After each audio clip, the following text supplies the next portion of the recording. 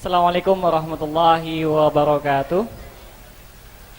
Alhamdulillah, ini finalis lomba debat yang telah melalui proses kualifikasi lomba debat pra-imtihan. Jadi ini sudah terbaik di antara yang terbaik. Tepuk tangan buat para peserta kali ini.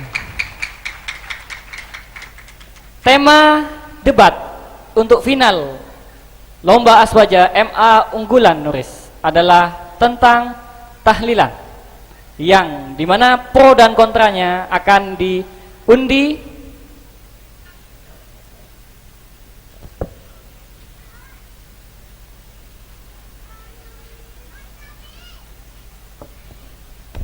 silakan.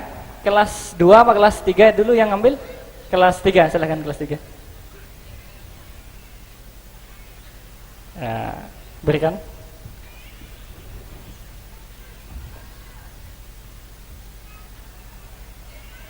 Kelas 3 mendapatkan pro tahlilan. Jadi kelas 3 akan membela dan memberikan dalil-dalil tentang tahlilan. Sebaliknya secara otomatis ketika kelas 3 sudah pro tahlilan, maka kelas 2 akan kontra tahlilan atau berlagak seperti Wahabi gitu ya. Mungkin silahkan kepada yang pro menempati tempat yang sudah disediakan dan juga yang kontra.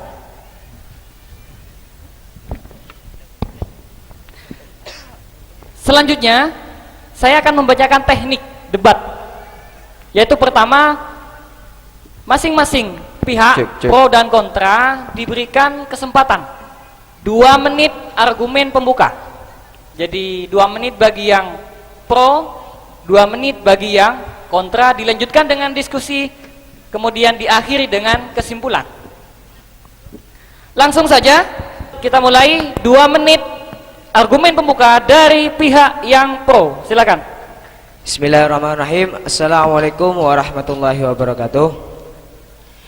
Dalam tradisi masyarakat Indonesia, ketika ada orang atau saudara kita yang meninggal dunia, itu ada sebuah tradisi kumpul-kumpul untuk mendoakan orang yang meninggal tersebut.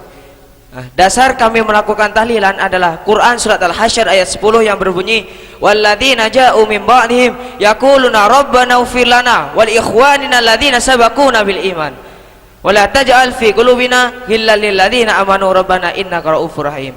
Yang pada garis besarnya di situ adalah ada anjuran untuk berdoa atau mendoakan orang yang telah meninggal, yaitu ya Tuhan kami, ampunilah kami dan dosa-dosa orang-orang yang telah meninggal mendahului kami. Berdasarkan berangkat dari ayat inilah kami melaksanakan tahlilan agar ukhuwah Islamiyah tetap terjaga antar umat Islam dan untuk mendoakan orang yang telah meninggal dunia. Ya, terima kasih. 2 menit argumen pembuka untuk yang pihak kontra, silakan. Bismillahirrahmanirrahim. Assalamualaikum warahmatullahi wabarakatuh. Waalaikumsalam warahmatullahi. Membahas tentang tahlilan atau tradisi tahlilan. Tradisi tahlilan ialah merupakan salah satu tradisi yang dianggap baik oleh masyarakat Islam di Indonesia, khususnya kaum Nahdiyin, yang secara gamblang dan secara terang-terang bertentangan dengan syariat Islam. Kenapa? Karena tahlilan tersebut ialah merupakan salah satu paling buruknya perkara dan merupakan bid'ah. Dalam hadisnya Rasulullah sallallahu alaihi wasallam, "Ala wa iyyakum wa muhdatsatil umur, fa inna syarral umuri muhdatsatuha, wa kullu muhdatsatin bid'ah, wa kullu bid'atin dhalalah, wa kullu dhalalatin finnar." Yang maknanya tahlilan tersebut ialah merupakan paling buruknya perkara, karena paling buruknya perkara di dalam hadis tersebut ialah perkara yang dibuat-buat, dan perkara yang dibuat-buat tersebut termasuk adalah bid'ah. Jadi tahlilan adalah bid'ah. Nah, dan setiap bid'ah adalah sesat. Lah masalahnya yang terakhirnya ini yang gak enak, Mas. Nah, dan setiap kesesatan ialah dimasukkan ke dalam neraka. Jadi kesimpulannya adalah barang siapa yang melaksanakan tahlilan atau orang-orang yang mendukung tahlilan, maka semua orang tersebut akan dimasukkan ke dalam neraka. Bismillahirrahmanirrahim. Sip, mantap, mantap. Tepuk tangan dulu buat kedua finalis kita. Lanjut dengan sesi diskusi, langsung ditanggapi oleh Mas. Silakan, silakan. Oleh pihak yang pro. Mungkin Anda kurang memahami tentang permasalahan bid'ah. Mengapa? Karena sungguhnya jumhur ulama itu telah membagi bid'ah menjadi 2. Yang pertama yaitu bid'ah hasanah, yaitu bid'ah yang sejalan dengan ajaran Islam. Sedangkan yang kedua ialah bid'ah sayyi'ah, yaitu bid'ah yang bertentangan dengan ajaran Islam. Nah, sedang yang Anda sebutkan tadi hadis kullu bid'atin dhalalatun itu oleh Imam Nawawi dalam kitabnya Syarah Sahih Muslim, beliau menyebutkan bahwa hadis tersebut telah ditahsis oleh hadis man sanna fil islami sunnatan hasanatan falahu ajru wa ajru man amila biha ba'dahu. Nah, kalau kita simpulkan masalah tahlilan tadi, tahlilan merupakan bid'ah hasanah. Mengapa? Karena dalam tahlilan itu semua unsurnya merupakan unsur yang dianjurkan oleh agama Islam. Sudah cukup? Silakan dibantah atau ditanggapi atau dikomentari, silakan. Kami sangat tidak setuju jika Anda mengatakan bahwa di dalam tahlilan itu tidak ada unsur yang bertentangan dengan agama Islam. Padahal ada, yaitu tahlilan tasyabuh dengan tradisi agama Hindu pada zaman dahulu. Pada zaman dahulu, orang Hindu apabila ada yang meninggal, maka orang di sekitarnya akan berkumpul di rumah orang tersebut selama 7 hari. Dan hal ini sama persis apa yang dilakukan oleh kalian warga Nahdien yang disebut dengan tahlilan. Sabda Rasulullah, man tasyabbaha biqaumin fahuwa minhum. Barang siapa yang menyerupai suatu kaum, maka dia termasuk kaum tersebut. Jadi kesimpulannya, orang-orang yang melakukan tahlilan termasuk kaum Hindu karena tahlilan merupakan tasyabuh dengan tradisi kaum Hindu. Mungkin bisa disebutkan miripnya di apa? Miripnya dengan kumpul-kumpul selama 7 hari. Kumpul-kumpul, oh ya. Silakan ditanggapi. Mas, ya silakan. Maaf, sangat tidak sepadan sekali jika Anda mengatakan bahwasanya tradisi tahlilan itu tasabuh dengan tradisinya orang Hindu. Dan Anda tadi mengatakan tasabuhnya itu dari perkumpulannya. Padahal Nabi sendiri mengatakan, man arada buhbatal jannah falyalzamil jam'ah. Kalau engkau ingin masuk surga, maka ikutilah jamaah atau perkumpulan. Jadi kalau masalah perkumpulan itu tidak ada hadis atau dalil yang melarangnya, tetapi ada hadis yang menganjurkannya. Tetapi yang dipermasalahkan itu adalah isi dari perkumpulannya itu apa. Kalau dilihat secara detail, isi perkumpulan yang dilakukan oleh orang Hindu dan orang Nahdien itu sangat berbeda. Dikarenakan kalau orang Hindu mengisinya dengan hal-hal yang negatif seperti mabuk-mabukan, judi dan lain sebagainya. Dan hal ini pula dalam perkara tasabuh ini juga pernah dilakukan oleh Wali Songo ketika hendak mengajarkan ajaran Islam di tanah Jawa. Pada zaman Wali Songo tidak semata-mata menghapuskan tradisi yang ada atau tradisi yang sudah dilakukan oleh orang Hindu, tetapi hanya merubah isi dalam perkumpulan yang dilakukan oleh orang Hindu. Dan dengan itulah tasabuh dengan orang Hindu menjadi tiada. Jadi interupsi silakan. Iya, Wali Songo melakukan metode itu. Tapi apakah metode itu dicontohkan oleh Rasulullah? Apakah ada contoh dari Rasul? Oh iya, tentu saja Rasulullah sendiri pernah mencontohkannya ketika Rasulullah SAW menyuruh para sahabat untuk melakukan puasa Asyura. Dan para sahabat itu merasa keberatan dikarenakan puasa Asyura juga dilakukan oleh orang Yahudi. Orang Yahudi melakukan puasa Asyura itu untuk merayakan kemenangan Nabi Musa atas Raja Fir'aun. Lah, untuk menghilangkan tasabuh dengan orang Yahudi, Rasulullah SAW menyuruh para sahabat untuk memulai puasa mulai tanggal 9 yang dikenal dengan sebutan puasa Tasu'ah. Jadi saya tegaskan lagi bahwasanya tradisi tahlilan itu tidak sama sekali menyerupai atau tasabuh dengan ajaran Hindu. Terima kasih. Jadi tasabuhnya itu hilang dengan mengubah isi gitu ya. Silakan ditanggapi. Terima kasih. Kami menemukan syubhat yang lain yang tidak bisa sama sekali dibenarkan dalam agama Islam, bahwa karena dalam tradisi tahlilan itu ada hari-hari yang dibuat-buat. Contohnya semisal seperti 7 hari, 10 hari, 40, bahkan 100 atau sampai 1000. Bahkan itu tidak ada perintah dari Nabi. Dan Nabi bersabda, "Man amila amalan laisa alaihi amruna fahuwa raddun." Barang siapa yang mengerjakan perintah tidak ada perintah atas Rasul, maka perbuatan itu ditolak. Nah, tahlilan itu kan membuat-buat, contohnya seperti 7 hari, 10 hari itu kan tidak ada perintah atas Rasul. Juga ada hal-hal yang banyak tentang bertentangan dengan tahlilan. Contohnya semisal menyuguhkan makanan, bid'ah dan lain sebagainya. Jadi tahlilan itu sama dengan percuma, sama dengan lagi sia-sia. Terima kasih. Sia-sia ya. Mungkin nanti tahlilan sia-sia, kenapa Anda masih dukung tahlilan? Kalau memang tahlilan sia-sia. Kata siapa? Gak ada dasarnya dalam penentuan hari. Rasulullah SAW pernah melakukan satu perjalanan untuk pergi ke Masjid Quba. Hadisnya begini: Ya'ti masjidah Quba'in kulla sabtin masyan wa rakiban wa kana Abdullah bin Umar radhiyallahu anhuma yaf'alhu. Yang artinya Rasulullah itu pergi ke Masjid Kuba pada setiap hari Sabtu. Perlu digarisbawahi, setiap hari Sabtu. Berarti Rasulullah mengkhususkan melakukan suatu amalan. Wa kana Abdullah bin Umar radhiyallahu anhuma yaf'alhu. Kemudian perbuatan Rasulullah ini ditiru oleh seorang sahabat yang sangat alim, yaitu Abdullah bin Umar. Nah, kemudian seorang ulama terkemuka mazhab Syafi'i, Al-Hafidz Ibnu Hajar Al-Asqalani, dalam kitab Fathul Bari, dalam mengomentari hadis ini, beliau berkata, sesungguhnya hadis di atas yang barusan saya sebutkan itu menunjukkan kebolehan kita untuk menentukan atau mengkhususkan suatu amalan pada hari-hari tertentu. Contohnya seperti apa? Seperti dalam tahlilan, yaitu pada hari pertama sampai ke-7, 40, 100, naun, 1000 dan seterusnya. Itu hukumnya boleh berdasarkan hadis tadi, karena tidak ada dalil yang melarangnya. Kalau masalah tentang tahlilan sia-sia itu, Kata siapa tahlilan sia-sia? Kan tadi sudah kami sampaikan bahwa tahlilan itu tidak sia-sia, sudah ada dasarnya semua dari Al-Quran, Al-Hadis, Al-Ijma' maupun Al-Qiyas. oh iya, monggo. Jadi tidak sia-sia, ada dalilnya semua. Masih mau dibantah lagi? Mungkin. Mungkin saudara-saudara ini masih bisa ya, memaksakan suatu dalil, melaksanakan sebuah dalil dikait-kaitan dengan tradisi yang ada di dalam tahlilan, itu mungkin masih bisa. Tapi dengan yang satu ini, kami menemukan sebuah ibarah atau syubhat bahwasanya tahlilan itu sangat melenceng dari ajaran Islam, Mas. Sudah jauh. Di dalam sebuah hadis Rasulullah bersabda, "Ij'alu li Ali Ja'farin ta'aman, fa innahu qad ja'ahum amrun yasghuluhum." Yang maknanya, buatkanlah makanan untuk keluarga Ja'far, karena sesungguhnya keluarga Ja'far tersebut sedang terkena musibah. Nah, sedangkan prakteknya di dalam tradisi tahlilan di Indonesia kaum Nahdien, itu malah orang yang sahibul musibah, oleh yang terkena musibah, itu harus memberikan makanan kepada orang yang bertakziah. Padahal yang dibenarkan oleh agama itu, saudara, itu aslinya orang yang bertakziah tersebut yang harus memberikan makanan kepada si sahibul musibah. Jadi logikanya si sahibul musibah itu sudah jatuh tertimpa tangga, sudah tenggelam masih dimakan paus.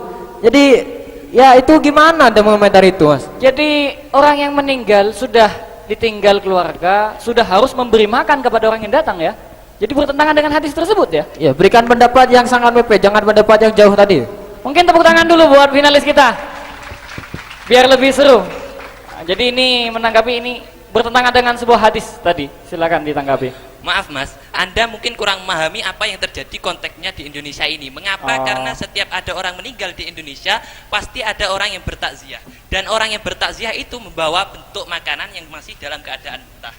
Nah, iya. ketika itu diberikan kepada keluarga si mayit, yang oleh kemudian keluarga mayit mengolahnya dan diberikan kembali kepada orang yang bertahlilan untuk dimakan bersama. Jadi kalau Anda membantah dengan hadis ij'alu li ali Ja'farin ta'aman, itu sebenarnya sesuai, bukan bertentangan.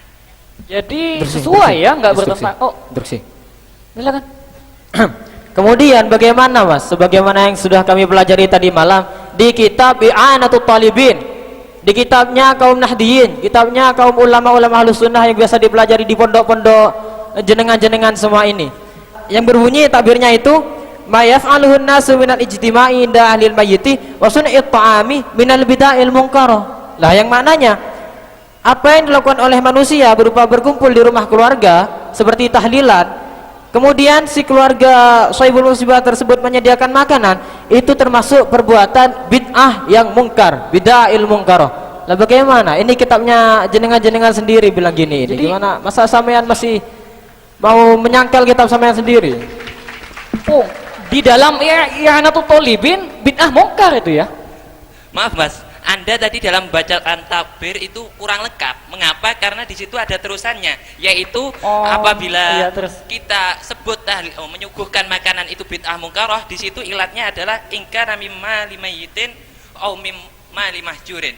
Yaitu ketika diambil dari harta si mayit atau dari anak yatim yang masih ditahan untuk mentasarufkannya. Tapi kenyataannya tidak. Mengapa? Karena yang disuguhkan pada orang yang bertahlilan itu berasal dari pentakziah yang bawa makanan masih dalam bentuk mentah. Jadi ilatnya sudah hilang ya? Ya, ilatnya sudah hilang, dan itu sesuai dengan kaidah fikih yang berbunyi al-hukmu yaduru ma'a illati wujudan wa adaman.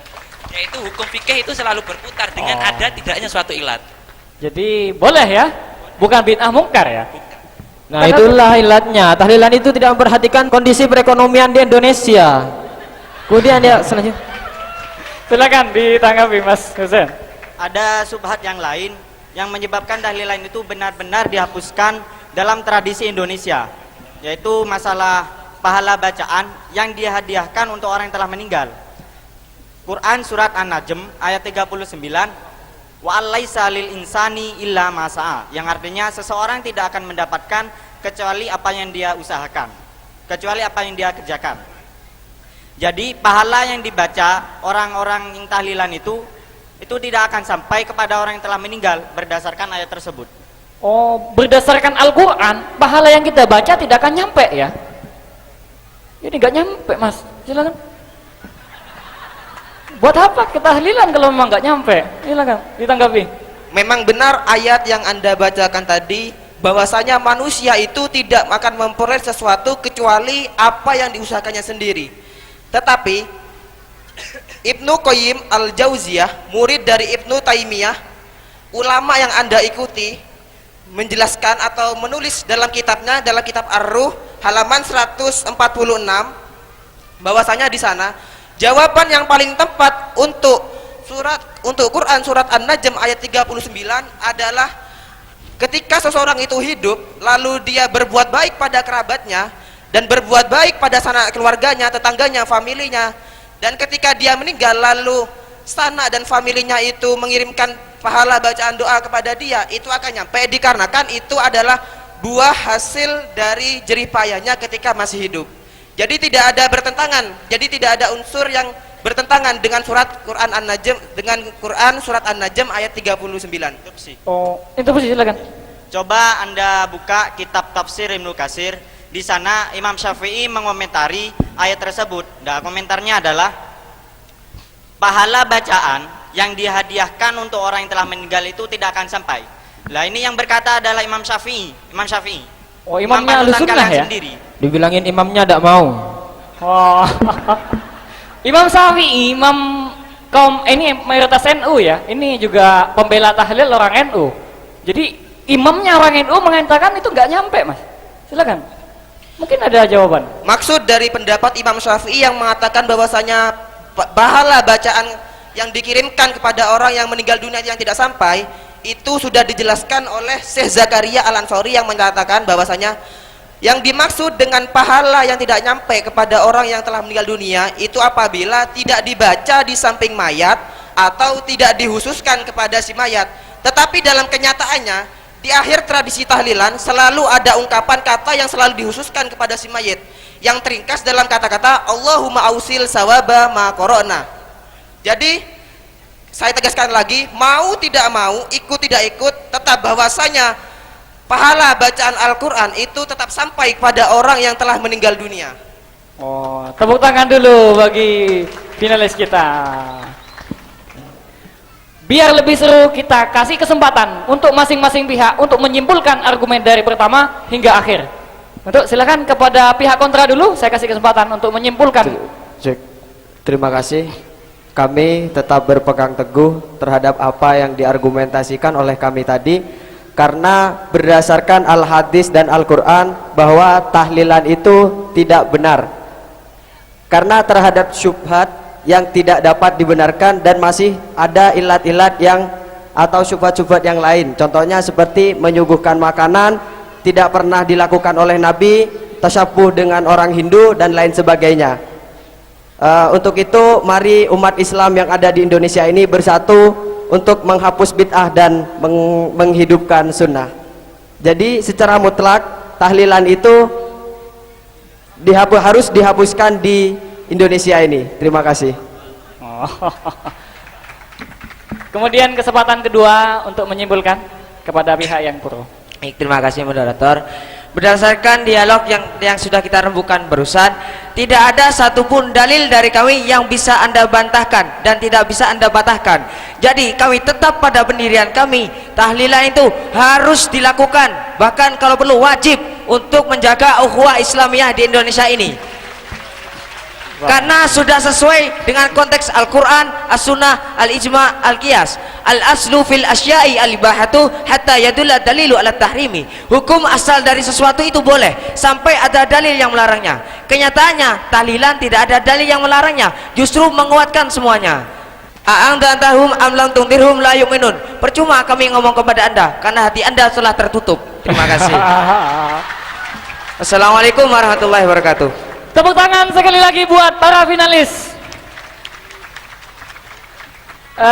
Demikian lomba debat kali ini. Kepada para peserta untuk kembali ke tempat. Itulah final lomba debat Aswaja MA unggulan Nuris. Pengumumannya nanti akan diumumkan di akhir acara.